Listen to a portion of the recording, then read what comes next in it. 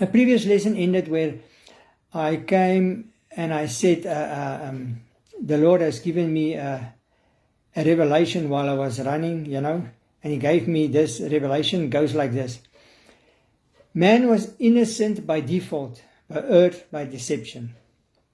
Referring to Eve, how she was deceived and fell into sin by firstly lusted of the fruit of the tree in the middle of a garden, then partook of it. Okay? So, man was innocent by default, by erred by deception. Okay? So, then we came up with the hierarchy tree. A hierarchy tree, we said the hierarchy tree of sin, because you also get a hierarchy tree of like in a business and secular world. So the hierarchy tree in a small business in a secular world is a simple chart. It's like I made one. It's like on top you get the MD, the managing director, and then you get a manager, and then you get the foreman. So that's a hierarchy tree of in the secular world of a small business. Then the hierarchy tree of sin, we said, it is like this. First, it is the deception. The deception in the Garden of Eden, where Satan deceived Eve to lust after the tree, or to look at a tree in the middle of a garden, and she looked at it and then she lusted after it. So it's deception, then lust, and then she partook of the tree, and then she disobeyed. So a simple hierarchy tree of sin is deception, lust, and disobedience. Right, now, again this week, or that was last week now, when I was running, then the Lord actually extended this revelation to me. Because while I was running, I was thinking, but I only mentioned like in Romans and Genesis 3 verse 1 to 6, how she was deceived and about the fruit of a tree. But what was the tree called? Let me look at a tree. And I thought, let me go and look at it.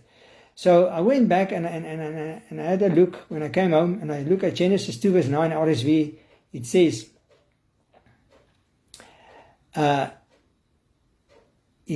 it was the tree of the knowledge of good and evil.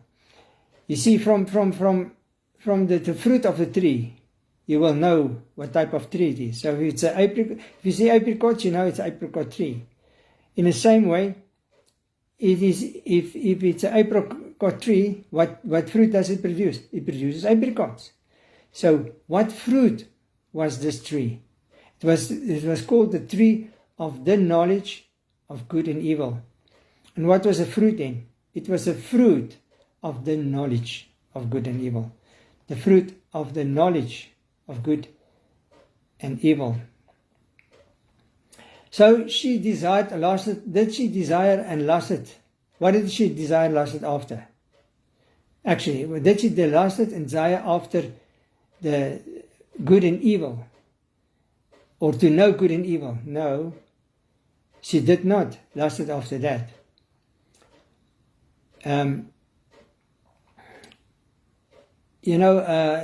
The translations, okay, I'll get to that one. Okay, she did not lust after that. Okay, now when someone is, I'm going to explain to myself now, okay. When someone is deceived, that means they fell into a trap. Now, listen, if someone is deceived, a trap is not something you go in willfully. I mean, you go ignorantly, unaware into a trap. And that's what deception is. You fell into a trap, right? When I was a little boy, I played, and somebody had showed me how to make a little birdie trap. And what I did, I took it was like a bicycle ring, and I put a steel netting around it, And then I had to put a little stick onto it, and with a little string. And then I was putting the bird seed from before the trap into the trap, and a lot of seed in there. But first I just put a lot of seed in there, and the birds came, and then they don't want to go into there because they saw the trap and they weren't they weren't comfortable to go in. So and then I started putting the little seeds in front of the trap, way before, and start going, and a lot of seed in there. And so what happened, the birdie came and started eating the seed closer and closer and closer to the trap, and eventually went into the trap. And as it went into the trap, I pulled the string and it fell down. Okay, I didn't kill the birdie. I just released it again, just like pat it and whatnot, and let it go again. But now, this is it. It's a trap. You got trapped. And the Bible speaks about the trap. It says in it's Psalm 91 verse 3, right? It says, I will say of Jehovah, He is my refuge and my fortress. I'll start verse 2 to 4. I will say of Jehovah, He is my refuge and my fortress, my God in whom I trust. For He will deliver thee from the snare of the fowler and from a deadly pestilence. He will cover thee with His pinions, and under His wings shalt thou take refuge. His truth is a shield and a buckler. So His truth is a shield. This is wonderful, eh? We're busy with the word of truth, the word of righteousness. His truth is a shield. But what is now remarkable is He will deliver thee from the snare of a fowler. So as I said, ignorance, right, is a trap. And Eve was caught by ignorance. She was trapped. She's the fowler. And that was a snare, the snare of the fowler. And in Psalm 91 verse 3 was in the Old Testament. He says, He will deliver thee from the snare of the fowler. There's nothing like in the New Testament. Because in the Old Testament, it is like that. Because it's still going to happen. But in the New Testament, it happened. The Father already delivered us. He dealt with the issues. He dealt with this issue. And He delivered us from the snare of the fowler. You see, it happened. It's not going to happen. Okay, so she desired and lusted after what? Now, it says the fruit of the knowledge of good and evil. So, the ISV, the BBE, the GW, LITV, RSV, WB, all of them says the knowledge. The others say only knowledge, and some others just say something else because it's just different wording. But I was just a bit disappointed because the King James also doesn't say the knowledge. And I always said, if you doubt on something, go to King James Version because it's more correct. But since these other translations are outvoting all the other translations, I will stick with the knowledge. Okay, so let's go with the knowledge of good and evil. So I saw Dion Maritz, he's a very intelligent, highly qualified theologian. He can let me know, so he can just check it out for me. So what is from a Greek the correct translation here? So the knowledge of good and evil. So what was she desiring after? The knowledge of, the fruit was called the knowledge of good and evil. So she was probably, after the knowledge. She looked after the knowledge, and desired that knowledge of the Father. But in itself, then that's also like a deception because, as I said in lesson 1, she already had the knowledge. Because Satan says, because when you partake of it, you'll be like him. But she was like him. She was like him already. So he said, so in that respect, she had the knowledge. So you see, and lasted after the knowledge, she was deceived because she already had the knowledge. Okay, and he's a liar and deceiver. So that's the devil. He's a liar and a deceiver. Okay, so, or, you can think, we don't know what went through her mind, what happened there in the Garden of Eden. What was going on in her heart. Maybe she was like willfully broke the law, right? Right, so by the way, the first law was given in the Garden of Eden. He says, you shall not eat of a tree of the garden of good and evil. You shall not. Shall, if you see the word shall and must in the New Testament, it's a law, right? Given, it's a law. She shall not eat. And she willfully probably broke that law because she felt cornered. Maybe it's like, as I said, the snare of a fowler. She was in a corner, she was trapped. Here's this little birdie, this woman, and here's a fowler. Here's the devil, the deceiver, and now he's cornered her, and now he's going to get her, and now she wants to get out of this trap, and now she says, okay, now I'm going to partake of the fruit, and just to get rid of this guy, get him out of my, out of my side, off my shoulders, off my back. So, and then she partook of a tree. It could be like that. You can think that, it's nothing wrong to think like that. But the fact is, it happened. But the point I'm making is, she was deceived, and she was trapped, and she was pulled into the trap, and she erred by deception. Right? That is the revelation I had. Man was innocent by default, erred by deception. He was innocent by default, erred by deception. He did err, he willfully did err, but by default he was innocent, but was deceived. And now we also see deception is a trap. So in that respect, you were also more makes it more innocent that because you were trapped. Some of these salesmen, they can trap you. Selling this, years ago, this share times and so on holidays and so on. A lot of people got trapped. Okay. Now, so let's look at the hierarchy tree. What I was going to say is, she tried to fight the devil, and the devil is too strong. No one can fight the devil. He's too strong. There's no person on this earth that can fight the devil or resist the devil. No one can.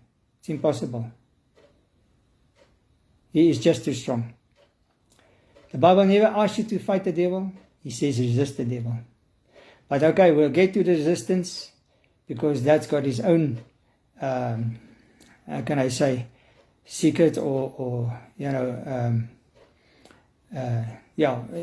his own things, how to do it, right?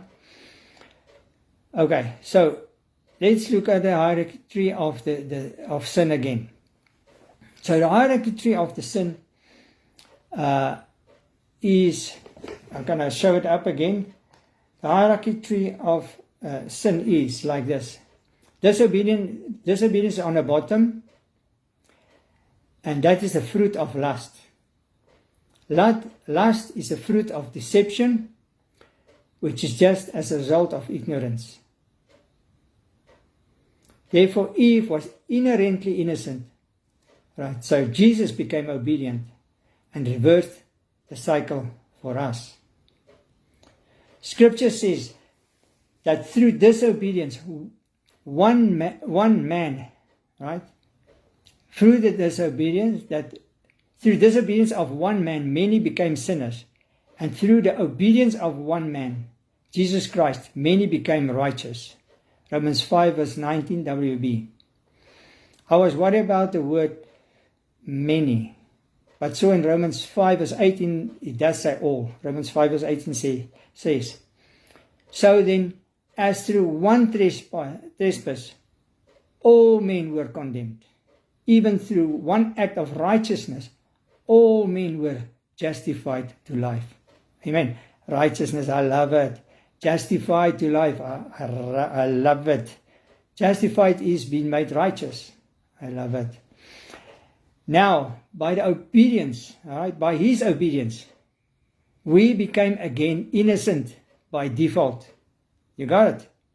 We're innocent by default, by His obedience. We just have to guard our hearts and minds against deception, the deceiver, the fowler, that he doesn't catch us, lest we err. So we walk innocently on this earth before the Father by default. If you sin, you sin because you want to sin. You don't have to sin. I discovered this afterwards when Jesus set me free. That's a long story for another day. Romans 3 verse 23 says, it says, all have sinned and fall short of the glory of God. Oh man, I remember when I was a young Christian, I was walking around with these scriptures of the Roman way, and I just, I nailed people, says, all have sinned and fall short of the glory of God, and then I carried on, and then one is, let him say the sinner's prayer. But I never looked at the Romans 3 verse 24. Because if you read Romans 3:23 without reading Romans 24, you're missing it. Because Romans 3 verse 24, King James Version says, being justified freely by His grace through the redemption that is in Christ Jesus. Right? ALT says, being justified or declared righteous freely by His grace through redemption, or setting free the one in Christ Jesus. So, the one that's in Christ Jesus has been set free or redeemed or declared righteous, right? Already. It's been done. It's a done deal, and it's free. There's no charge to that. Now, okay, the hierarchy tree of the world is upside down. It starts with the managing director on the top. Okay? Let's look at it. Of a small business. The hierarchy tree of the world is upside down. The managing director on top. Alright, the hierarchy tree of the Father starts on the bottom. Because with the deception that Jesus dealt on the cross on our behalf. Because you know what? Jesus said, truly, truly, I say to you, if a grain of wheat that falls into the earth does not die, it remains alone. But if it dies, it bears much fruit. Jesus was referring to Himself. That grain of wheat was Him. He had to die. It is a fact, it's a scientific fact that any seed any seed has to die before it can sprout out life again. I don't think scientists know why. I don't think anyone knows, but the Father knows. And how is it possible that something that can die first can bring forth life again? It is like a mystery for us as mankind. So so Jesus had to die, and through His death, then the roots, that seed take root deep in the ground.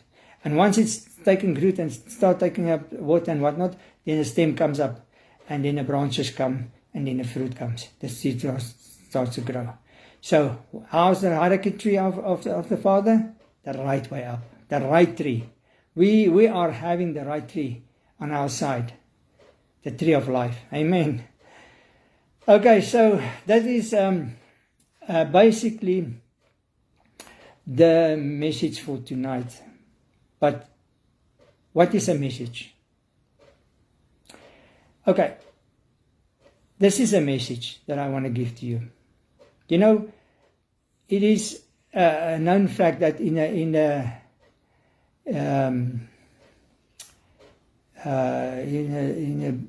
churches circles, that people, the saying is, or the belief is, people has to come to repentance of sin and confession of sins, and then of cleansing, and then they can come to the Father, because nothing unclean can come before the Father. I'm sorry, I must disagree. It's not like that. Because Psalm 50 verse 15 says, "Call on me in the day of trouble. I will deliver you, and you will honor me." Now this was in the Old Testament. People weren't born again. People didn't repent of their sins. It says, "Call on me in the day of trouble, and I will deliver you." Listen, who said this? Okay, the writer wrote it, but who said it? God said it. So who is laying down the rules here? Am I laying down the rule here now? Or is this now what comes out of the Word of God, what God says? Call on me in the day of trouble, and I will answer you. And you will honor me, and I will deliver you, and I will honor you. Did God say that? Does He say that? Does it come from Him? Yes, it's come from Him. From our side, it feels like we are dirty and we cannot approach God. And by right so. It feels like it. But I don't lay the rules. God invites everybody to come. Doesn't matter who you are, where you are, what you do, what you've done, you can come. From His end, from your end. Because sin is a problem with us and for us. From our end, it is like uncomfortable. But from His end, it's a different story. Because He dealt with sin on the cross of Calvary 2,000 years ago. And He's the one that opens the way. So from His end, it's not a problem. So how can that be a problem? So this is my encouragement tonight to everyone. You're welcome. Just go to the Father as you are. Isn't that good news? Amen. God bless. Chat again. Thank you. Bye-bye.